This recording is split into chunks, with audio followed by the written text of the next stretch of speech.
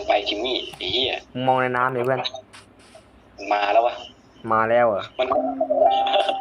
มึงปกป้องกูด้วยแบบมึงปกป้องกูด้วย เหี้ย กูกับทิมมี่อ่อนแอแบบทำอะไรไม่ได้กูฝากทิมมี่หน่อยนะ ฉากทีมี่อะเอ้ยมึงกลับมาทีมี่อาจจะไม่ได้มึงอาจจะไม่ได้เจอทีมี่อีกเลยนะเว้ย อืมอาจจะใช่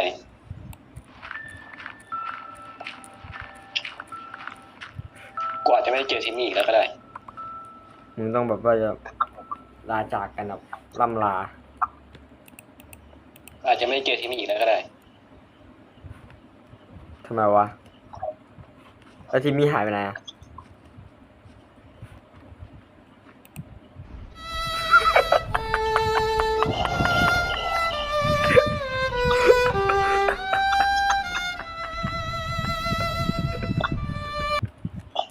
อ๋ออ๋อโอเคกูรู้ละทีมี่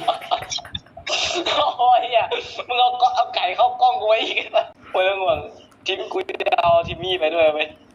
เป็นเครื่องเตือนใจกูเสมอว่าทิมมี่จะอยู่กับเรา ไอ้เหี้ยทีมี่เวอร์ชันสุกไอ้สัตว์